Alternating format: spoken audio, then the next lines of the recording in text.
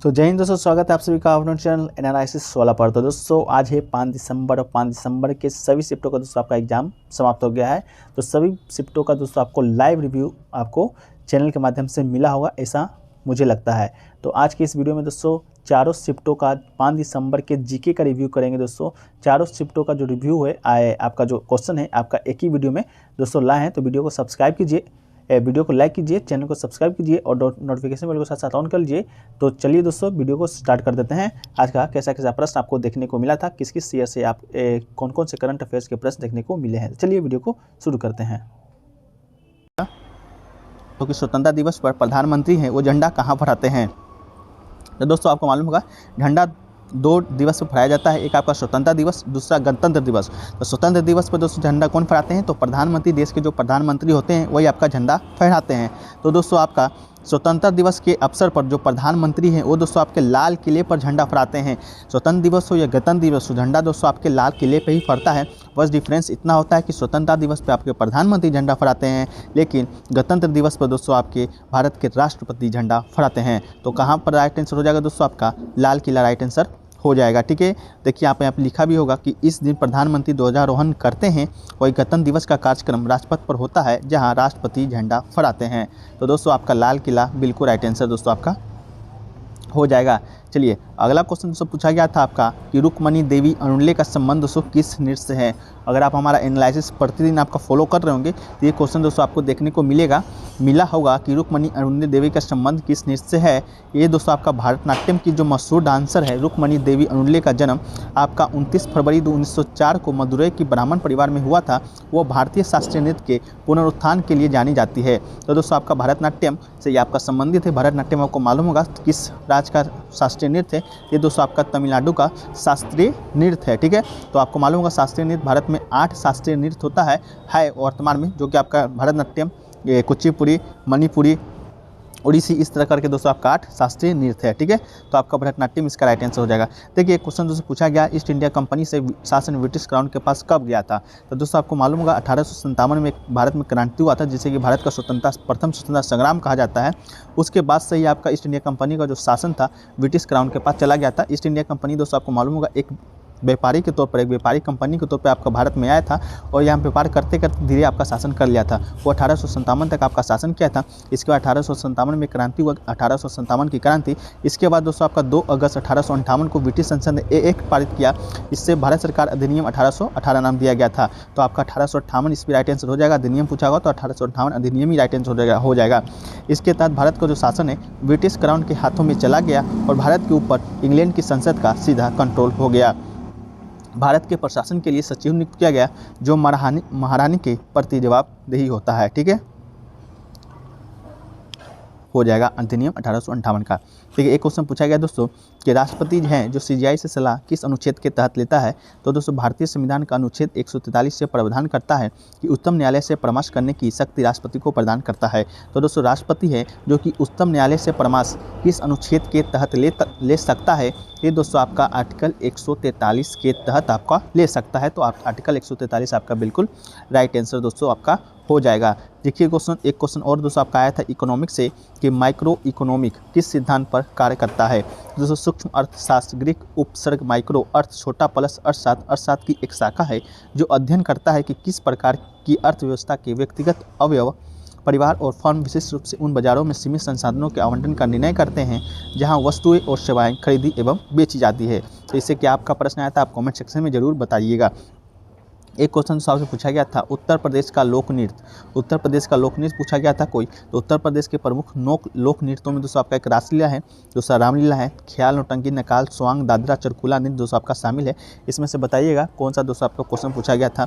इस राज्य में की गई रासलीला को व्रज रासलीला के रूप में जाना जाता है क्योंकि यह उत्तर प्रदेश के व्रज क्षेत्र से उत्पन्न हुआ है। तो उत्तर प्रदेश का कौन सा लोक नृत्य पूछा गया था, कोई भी एग्जाम देकर आ रहे हैं तो कमेंट सेक्शन में बताइएगा। एक क्वेश्चन दोस्तों पूछा गया फोटोग्राफी में किसका उपयोग होता है। तो दोस्तों फोटोग्राफी की बात की जाए तो फोटोग्राफी में दोस्तों आपका सिल्वर ब्रोमाइड का उपयोग होता है, जिसका रासायनिक सूत्र दोस्तों आपका AgBr हो जाता है। तो सिल्वर ब्रोमाइड में किसका उपयोग किया जाता है, सिल्वर ब्रोमाइड का। तो आपका सिल्वर ब्रोमाइड आपका राइट आंसर हो जाएगा। एक क्वेश्चन दोस्तों आपसे पूछा गया था भारत का लिंगानुपात कितना है। तो भारत में दोस्तों लिंगानुपात की बात करेंगे तो प्रति 1000 पुरुष पर औरतन का जनसंख्या के रूप में बतलाया जाता है। साल 2011 की जनगणना के हिसाब से 940 दोस्तों आपका महिला हैं 1000 पुरुष पर, मतलब कि 1000 पुरुष पर 940 औरत हैं। 2021 में ये लिंगानुपात बढ़कर आपका 1020 हो गया है। हालांकि 2021 का भी जनगणना आपका नहीं हुआ है, फिर भी दोस्तों एक अनुमानित आपका ये डेटा है। लेकिन 2011 की जनगणना के अनुसार आपका पूछा था तो 940 आपका राइट आंसर हो जाएगा। 1000 पुरुष पर 940 महिला हैं, इसी को दोस्तों लिंगानुपात कहा जाता है, तो 940 आपका राइट आंसर हो जाएगा। एक क्वेश्चन दोस्तों पूछा गया, यूनिवर्सिटी एक्ट 2022 कब पारित हुआ था? तो दोस्तों केंद्रीय विश्वविद्यालय संशोधन विधेयक 2022 बुधवार 3 अगस्त को लोकसभा में पारित हो गया था। तो दोस्तों आपका कौन सा दिन पारित हुआ है? तो 3 अगस्त 2022 को दोस्तों आपका पारित हुआ है, लोकसभा में पारित हो गया। इस विधेयक के माध्यम से केंद्रीय विश्वविद्यालय अधिनियम 2009 में संसद का संशोधन का प्रस्ताव है। केंद्रीय विश्वविद्यालय संशोधन विधेयक 2022 में राष्ट्रीय रेल एवं परिवहन संस्थानों को गति शक्ति विश्वविद्यालय में परिवर्तित करने का प्रावधान भी किया गया है। तो दोस्तों आपका कब किया गया है? 3 अगस्त 2022 को। देखिए एक क्वेश्चन पूछा गया दोस्तों कि नॉन मेटल कौन से ग्रुप का है? ऑप्शन दोस्तों दिया गया था 4, 5, 6, 7 इस तरह करके। इसका आंसर दोस्तों मिल नहीं पाया। अगर आपको मिला होगा तो आप कमेंट सेक्शन में जरूर बताइएगा। आपका कि डिजिटल इंडिया के सीईओ मतलब कि राष्ट्रीय ई गवर्नेंस डिवीजन के सीईओ दोस्तों आपका कौन बने हैं? तो इसका जो सही उत्तर हो जाएगा दोस्तों आपका अभिषेक सिंह हो जाएगा। सरकार ने वरिष्ठ आईएएस अधिकारी हैं अभिषेक सिंह को नए राष्ट्रीय ई गवर्नेंस डिवीजन NEGD का सीईओ के रूप में पदोन्नत करने की घोषणा किया है। तो आपका अभिषेक सिंह राइट आंसर हो जाएगा। ये दोस्तों नागालैंड कैडर के 1995 बैच के आईएएस अधिकारी अतिरिक्त सचिव के पद पर वेतन पद संभालेंगे। तो आपका दोस्तों आपका इस राष्ट्रीय ई गवर्नेंस डिवीजन के सीईओ पूछा था, तो आपका अभिषेक सिंह बिल्कुल राइट आंसर हो जाएंगे। ठीक है। इसके अलावा दोस्तों पूछा गया था गरम दल और नरम दल। गरम दल और नरम दल का विभाजन दोस्तों किस कांग्रेस अधिवेशन में हुआ था? तो दोस्तों नरम दल और गरम दल का जो विभाजन है आपका 1907 के कांग्रेस के सूरत अधिवेशन में दोस्तों आपका हो गया था। आपका क्या हुआ था? नरम दल और गरम दल में दोस्तों मतभेद है जो कि धीरे धीरे बढ़ते चला गया, लेकिन एक समय ऐसा आया जहाँ पे दोस्तों आपका इसका विभाजन हो गया। तो वो समय था आपका 1907 का कांग्रेस सूरत अधिवेशन। और दोस्तों ये आपका हुआ कब था? मतलब अलग तो हुआ 1907 में सूरत अधिवेशन में, लेकिन आपका एक साथ कब आए फिर से? तो आपका लखनऊ अधिवेशन में आए थे। कौन से लखनऊ अधिवेशन में आए थे वो आप कमेंट सेक्शन में जरूर बताने का प्रयास कीजिएगा। ठीक है। एक क्वेश्चन दोस्तों आपका आया था बॉब्स योर अंकल का दोस्तों इडियम आपसे पूछा गया था। तो Bob's your uncle is a phrase commonly used in the United Kingdom and Commonwealth country. That means दोस्तों आपका होता है एंड देयर इट इज़ और and there you have it or it is done. Typically someone says it to be calculate a set of simple instruction or when a result is reached. तो इसका दोस्तों option आपका क्या आया था comment section में जरूर बताइएगा। एक क्वेश्चन दोस्तों आपका आया था बीटिंग द बस अराउंड का EDMC आया था। तो to treat a topic but omit it means point often intentionally to delay और about talking about something difficult और अनप्लीजेंट। तो इसका भी ऑप्शन दोस्तों बताइएगा। ये गूगल के माध्यम से आपको ये बताया गया है। तो विटिंग द बस अराउंड का इडियम्स आपका दोस्तों क्या आया था? पहले आपका ऑटोबायोग्राफी से नहीं आता था, लेकिन अब ऑटोबायोग्राफी को भी दोस्तों शामिल कर लिया गया है। जैसे दोस्तों आप पहला क्वेश्चन आप देख सकते हैं कि which Indian cricketer has launched his autobiography imperfect. मतलब कि दोस्तों इम्परफेक्ट जो ऑटोबायोग्राफी है वो किस क्रिकेटर की द्वारा लिखा गया है या किस क्रिकेटर का आत्मकथा है? तो दोस्तों बता दें the book imperfect is the autobiography of batsman turn commentator Sanjay Manjrekar. तो ये दोस्तों आपका संजय मांजरेकर का आत्मकथा है।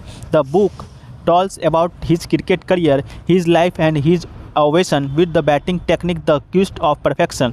संजय मांजरेकर हैं जो कि दोस्तों भारत के तरफ से 37 टेस्ट और 74 ODI मैच दोस्तों आपका खेल चुके हैं। तो संजय मांजरेकर दोस्तों आपका सही आंसर हो जाएगा इम्परफेक्ट ऑटोबायोग्राफी का। और दोस्तों अभी तक आपने मॉक टेस्ट नहीं लगाया है तो मॉक टेस्ट लगा लीजिएगा और प्रीवियस ईयर क्वेश्चन को भी देख लीजिएगा, क्योंकि ज़्यादातर क्वेश्चन आपको इसी से देखे जा रहे हैं। और दोस्तों लिंक डिस्क्रिप्शन में दिया रहेगा, हमारा कोड APG जरूर यूज़ कीजिएगा, इससे आपको 10% का एक्स्ट्रा ऑफ मिलेगा। तो चलिए सेकंड क्वेश्चन देखते हैं दोस्तों।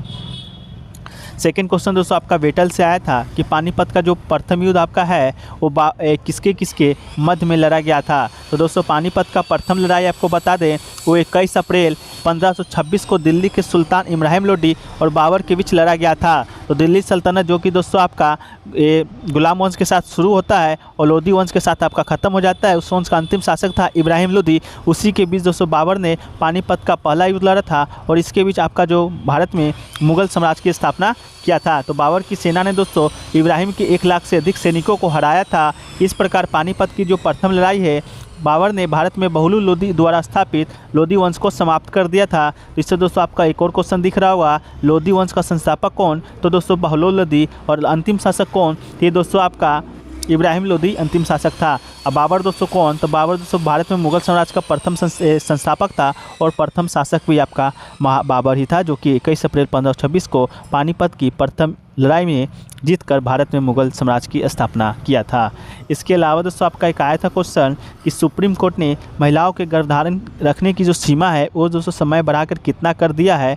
तो महिलाओं के प्रजनन अधिकारियों पर दोस्तों सुप्रीम कोर्ट ने एक महत्वपूर्ण फैसला दिया था। शीर्ष अदालतों ने पहले ही माना था कि महिलाओं की जो गर्भ अवस्था है, सभी महिलाओं की गर्भावस्था के 24 सप्ताह तक सुरक्षित और कानूनी गर्भपात कराने का अधिकार है।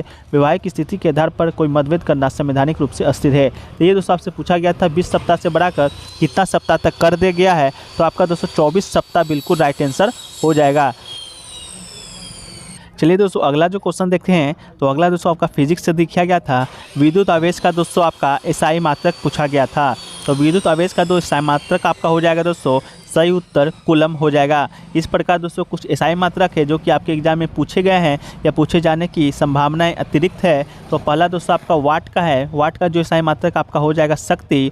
इसके अलावा ओम का जो एसआई मात्रक दोस्तों आपका हो जाएगा विद्युतीय प्रतिरोध। इसके बाद दोस्तों वाल्ट का जो एसआई मात्रक हो जाएगा आपका विभवांतर हो जाएगा। तो इन सभी को दोस्तों देख लीजिएगा। इसके अलावा इसका PDF दोस्तों टेलीग्राम पर भेज दिया जाएगा।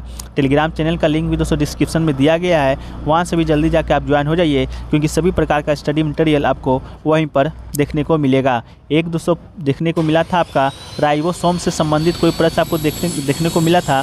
mRNA से संबंधित प्रश्न दोस्तों क्लियर नहीं मिल पाए हैं, लेकिन आप अगर एग्जाम देकर आ रहे हैं तो कमेंट सेक्शन में ज़रूर बताइएगा। एक क्वेश्चन दोस्तों आपसे पूछा गया था, लोक रंग फेस्टिवल किस राज्य में मनाया जाता है? तो दोस्तों आपको बता दें, लोक रंग महोत्सव यह हर साल को 26 जनवरी को मनाया जाता है। ये 5 दिनों के लिए मनाया जाने वाला दोस्तों आपका त्यौहार है और मध्य प्रदेश आदिवासी लोक कला अकादमी कार्यक्रम का आयोजन करती है। और त्यौहार का जो वास्तविक उद्देश्य है भारत के भू राजनीतिक सीमांकन को मिटाना है। तो दोस्तों आपको इससे 3 प्रश्न आपको बन रहा होगा। पहला तो ये कहाँ बनाया जाता है, ये आज के शिफ्ट में पूछा गया, तो मध्य प्रदेश के आदिवासी के द्वारा बनाया जाता है।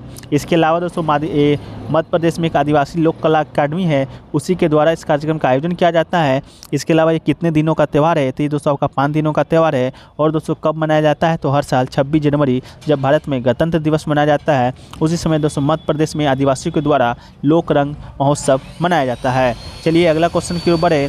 या अगला क्वेश्चन दोस्तों कि अनुच्छेद 25 से अनुच्छेद 28 आपका आर्टिकल है वो दोस्तों किससे संबंधित है? तो भारत का जो संविधान दोस्तों आपका अनुच्छेद 25, 26, 27, 28 वो दोस्तों धर्म की स्वतंत्रता का अधिकार, अंतःकरण की और धर्म के अबाध रूप से मानने और आचरण और प्रचार करने की स्वतंत्रता प्रदान करता है। तो दोस्तों आपका आर्टिकल जो 25 कहता है कि सभी व्यक्ति समान रूप से अंतरात्मा का स्वतंत्रता और सार्वजनिक व्यवस्था, नैतिकता और स्वास्थ्य के लिए धर्म के स्वतंत्र रूप से प्रचार, अभ्यास और प्रचार करने के अधिकार के हकदार है। तो 25 से 28 दोस्तों आपका अनुच्छेद आया था, जो कि दोस्तों धार्मिक स्वतंत्रता का अधिकार माना अनुच्छेद सभी को प्रोवाइड करवाता है।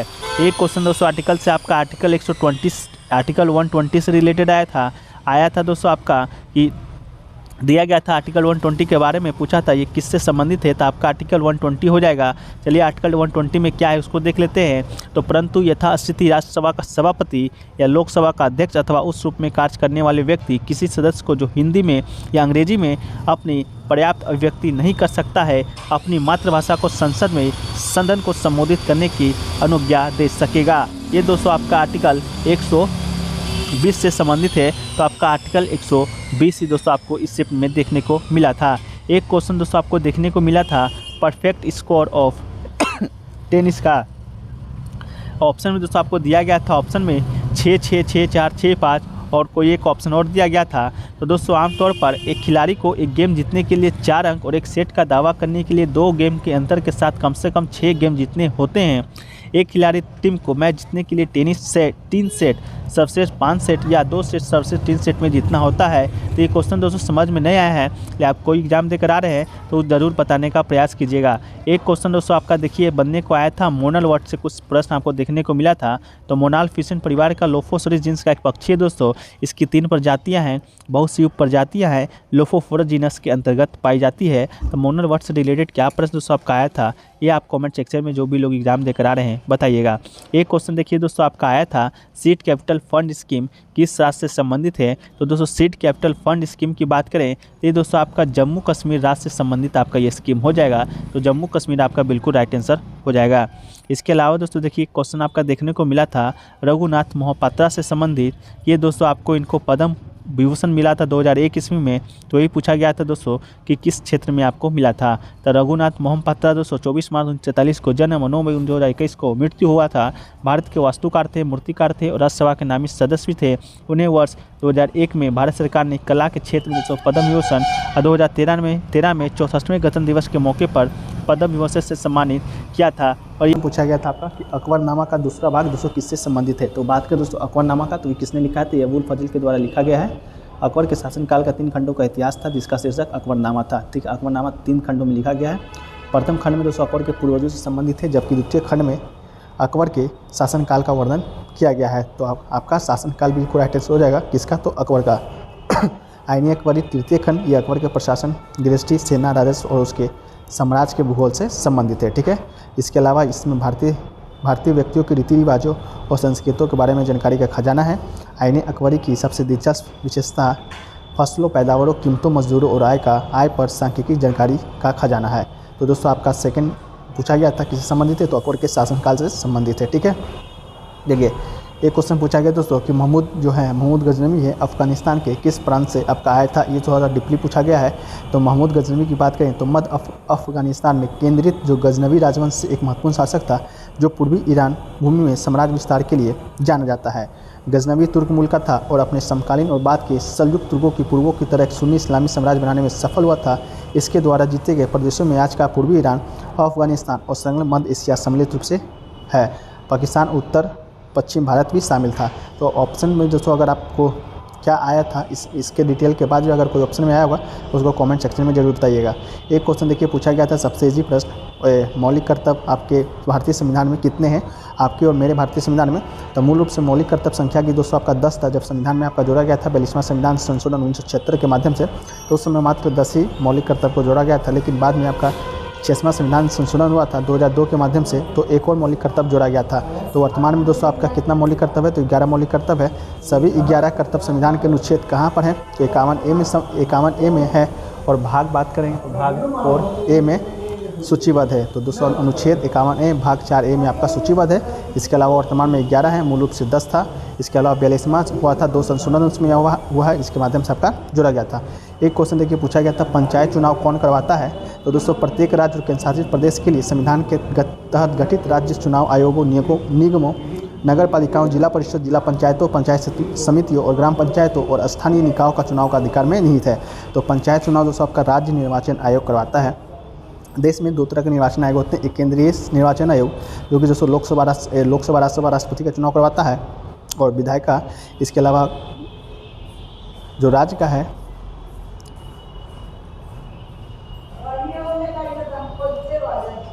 जो राज्य निर्वाचन आयोग दोस्तों वो आपका पंचायत चुनाव कराता है। तो आपका राज्य निर्वाचन आयोग बिल्कुल राइट आंसर हो जाएगा। यहाँ पर देखिए लिखा हुआ भी है, राज्य निर्वाचन आयोग तो अपने प्रधान अधिकारियों के माध्यम से ग्राम पंचायत का चुनाव करवाता है। और ग्राम पंचायत का जो कार्यकाल होता है दोस्तों आपका 5 वर्षों का होता है। ये भी क्वेश्चन आपसे बार बार पूछा गया है। देखिए, और निर्वाचित सदस्यों की पहली बैठक को ग्राम पंचायत के कामकाज के प्रारंभ की तिथि के रूप में माना जाता है।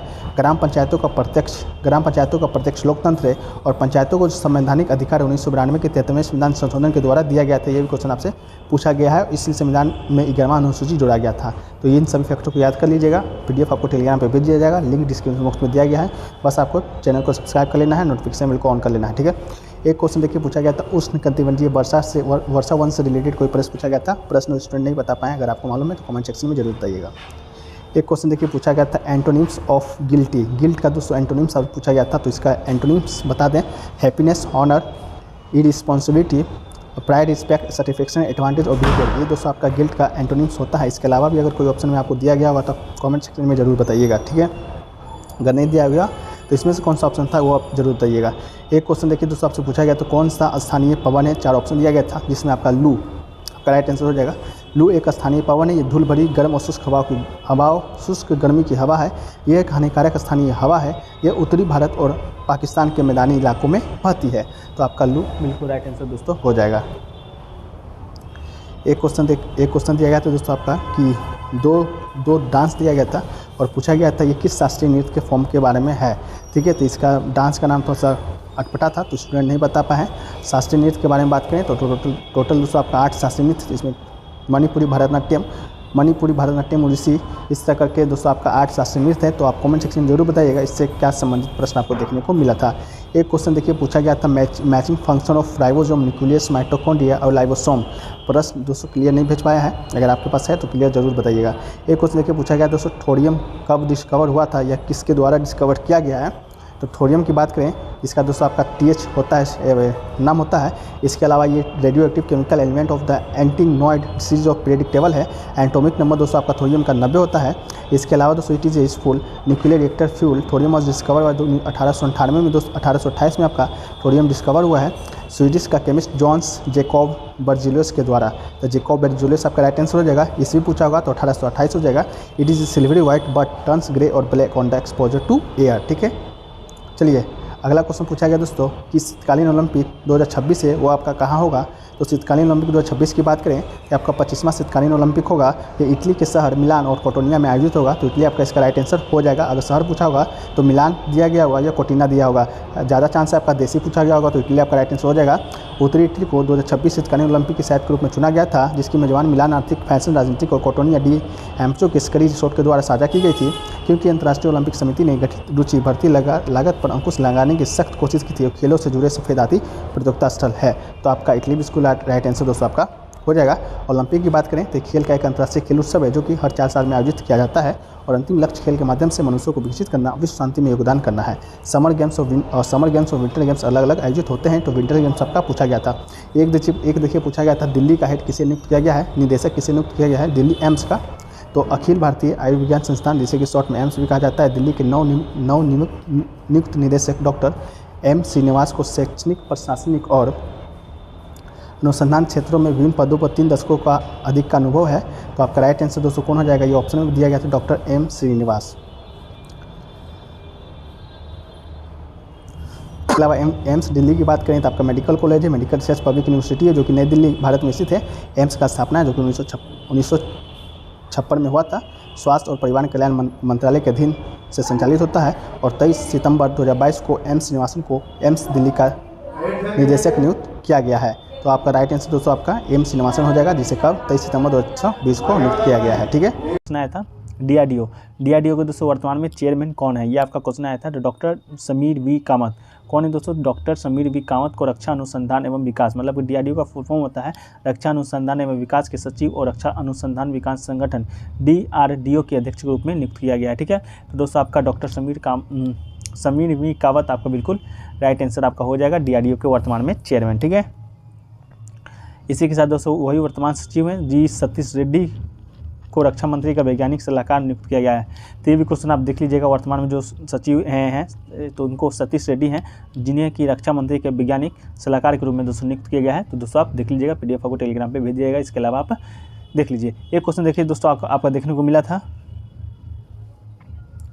अनुच्छेद 301 का संबंध किससे है। तो दोस्तों आपको बता दें भारतीय संविधान का अनुच्छेद 301 जो कि संपत्ति के अधिकार से संबंधित है, ठीक है। तो अनुच्छेद 301 दोस्तों आपका किस अधिकार से संबंधित है, संपत्ति के अधिकार से संबंधित है। ये दोस्तों आपका 44वां संविधान संशोधन हुआ था 1978 के द्वारा संपत्ति अधिकार को हटाकर मौलिक अधिकार की सूची से हटा दिया गया था। जब दोस्तों आपका संविधान बना था, मूल रूप से जब संविधान बना था उस समय दोस्तों आपका संपत्ति का जो अधिकार था वो दोस्तों हमारा क्या था, मौलिक अधिकार था, ठीक है। लेकिन 1978 में दोस्तों आपका 44वां संविधान संशोधन के तहत इस मौलिक अधिकार को दोस्तों आपका हटाकर कानूनी अधिकार कर दिया गया है और 300 के ए में आपका जोड़ दिया गया है। तो दोस्तों आपका संपत्ति का अधिकार से संबंधित प्रश्न आया था। इसके बाद दोस्तों आपका संशोधन के बाद इसे संविधान के भाग 12 में और अनुच्छेद 301 के तहत कानूनी अधिकार बना दिया गया है। तो आपको पहले बता चुके हैं मौलिक अधिकार था पहले, लेकिन अब कानूनी अधिकार बना दिया गया है। भाग के में चला गया है तो भाग 12 में चला गया है। पहले किस में था, तो पहले दोस्तों आपका 3 में था, क्योंकि मौलिक अधिकार जितने भी हैं वर्तमान में आपका 6 मौलिक अधिकार हैं। मूल संविधान में 7 हैं लेकिन वर्तमान में 6 हैं। वो भी दोस्तों आपका कहाँ है, तो आपका मौलिक अधिकार भाग 3 में ही है। इसके बाद अनुच्छेद का बात किया जाएगा तो अनुच्छेद 212 से 35 जितने भी अनुच्छेद आते हैं वे सभी दोस्तों आपके मौलिक अधिकार हैं। मौलिक अधिकार को किस देश के संविधान से भारतीय संविधान में शामिल किया गया है, ये दोस्तों आपका संयुक्त राज्य अमेरिका मतलब कि यूएसए के संविधान से दोस्तों आपका मौलिक अधिकार को भारतीय संविधान में लागू किया गया है। सुबह के समय दोस्तों आपका आया था धार्मिक स्वतंत्रता का अधिकार किस अनुच्छेद में है, तो 25 से 28 को अनुच्छेद 25 से 28 दोस्तों आपका उसका सही आंसर था। वही पूछा गया था अनुच्छेद 25 से 28 से, जो कि हमारा कौन सा अधिकार है, तो आपका धार्मिक स्वतंत्रता का अधिकार है। तो ये दोस्तों आपका क्वेश्चन देखने को मिला था। तो मौलिक अधिकार एक बार पढ़ लीजिएगा, उसका जो PDF है उसको आप टेलीग्राम पे आपको भेज देंगे। चलिए अगला क्वेश्चन देखिए दोस्तों। अगला क्वेश्चन आपका आया था राजस्थान का नृत्य से संबंधित प्रश्न आया था कि राजस्थान का कौन सा लोकप्रिय नृत्य है।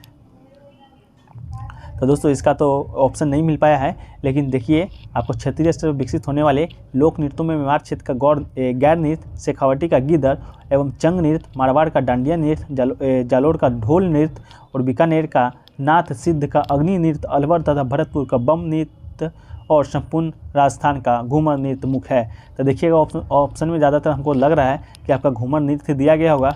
अगर नहीं दिया गया होगा तो जो लोग भी एग्जाम देकर आ रहे हैं वो ज़रूर से ज़रूर बताइएगा कि आपके ऑप्शन में कौन सा नृत्य आपको सही देखने को मिला था। ठीक है, चलिए अगला क्वेश्चन देखिए दोस्तों। पूछा गया था कि T20 का जो पुरुष विश्व कप हुआ था 2022 का, कि उसका आयोजन है वो कहाँ पर हुआ था। आपको मालूम होगा T20 विश्व कप 2022 का दोस्तों, जिसमें जो भारत है सेमीफाइनल में इंग्लैंड के खिलाफ दोस्तों आपका हार गया था। ठीक है, तो वही आपसे पूछा गया था कि आपका वो T20 पुरुष विश्व कप है वो कहाँ पर हुआ था। 2022 का दोस्तों ICC जो पुरुष T20 कप है वो तो पहली बार 8वां ICC पुरुष T20 टूर्नामेंट है। आपका पुरुष ICC के द्वारा जो विश्व कप कराया जाता है T20 का, वो दोस्तों पहली बार कब कराया गया था, पहली बार दोस्तों आपका 2007 ईस्वी में कराया गया था, जिसमें आपका भारत ने जीता था महेंद्र सिंह धोनी की कप्तानी में। ठीक है, अब ये जो 2022 का आयोजन किया गया था वो आपका 8वां ICC पुरुष T20 विश्व कप टूर्नामेंट था। ये आपका 16 अक्टूबर से 13 नवंबर को दोस्तों आपका खेला गया था। कहाँ खेला गया था, तो ये दोस्तों आपका ऑस्ट्रेलिया में खेला था। ठीक है, ऑस्ट्रेलिया में तो आपका खेला था, लेकिन इसका विजेता दोस्तों आपका कौन बना है, तो विजेता की बात की जाएगी दोस्तों, इसका जो विजेता है वो आपका कौन बना है, तो इंग्लैंड बना है। इसके अलावा दोस्तों उप विजेता कौन बना है, तो उप विजेता दोस्तों आपका पाकिस्तान बना है। ठीक है, तो ये आपका विजेता इंग्लैंड, उप विजेता पाकिस्तान हुआ कहाँ ऑस्ट्रेलिया। भारत कहाँ छट गया, तो सेमीफाइनल में छट गया। और सेमीफाइनल में कौन कौन सा टीम पहुंचा था, तो इंग्लैंड, पाकिस्तान, इंडिया और न्यूजीलैंड दोस्तों आपका सेमीफाइनल में पहुंचा था। तो इतना ही क्वेश्चन आपका T20 विश्व कप से किसी भी एग्जाम में आपका बनने वाला है। इससे ज़्यादा भी प्रश्न आपका नहीं बने जाएंगे। एक प्रश्न आपका जरूर बनेंगे कि मैन ऑफ द सीरीज़ का अवार्ड किसे दिया गया था।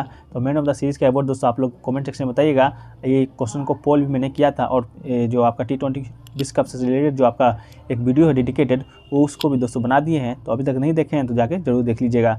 एक क्वेश्चन देखिए दोस्तों, पूछा गया था कि मंगल पांडे जो फिल्म है उसकी कहानी को किसने लिखा था। तो दोस्तों द राइजिंग 2005 में आपका हिंदी भाषा में फिल्म बना था मंगल पांडे के ऊपर। यह पहले स्वतंत्रता संग्राम के वीर सिपाही मंगल पांडे की जीवन गाथा और भारतीय विद्रोह 1857 में उनकी भूमिका पर आधारित एक जीवनी ऐतिहासिक फिल्म है। ये दोस्तों बॉबी बेदी ने इस फिल्म को प्रोड्यूस किया था। तो दोस्तों बॉबी बेदी दोस्तों आपका इस फिल्म का प्रोड्यूस किया था, और डायरेक्टर भी दोस्तों आपका इस फिल्म का आपका यही थे। और 2001 में जो फिल्म बना था दिल चाहता है कि लंबे अंतराल के बाद इस फिल्म के माध्यम से आमिर खान की वापसी हुआ था। तो आमिर खान दोस्तों आपको मालूम होगा मंगल पांडे फिल्म में आपका मंगल पांडे की भूमिका को निभाया था।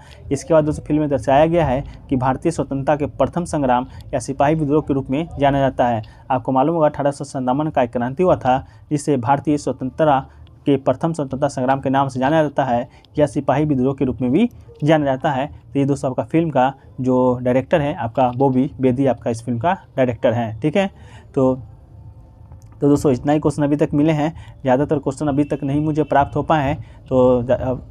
तो जितने भी आगे भी क्वेश्चन मिलते रहेंगे उसको आपको PDF में शामिल कर देंगे। PDF आपको टेलीग्राम पे मिल जाएगा, लिंक है जो कि डिस्क्रिप्शन बॉक्स में दिया गया है, तो वहाँ जाके ज्वाइन हो जाइएगा। और दोस्तों चैनल को सब्सक्राइब नहीं किए हैं तो चैनल को सब्सक्राइब जरूर कर लीजिएगा, और नोटिफिकेशन बेल को साथ साथ ऑन कर लीजिएगा। तो चलिए मिलते हैं कल के फर्स्ट शिफ्ट के वीडियो में। जब तक के लिए जय हिंद, जय भारत।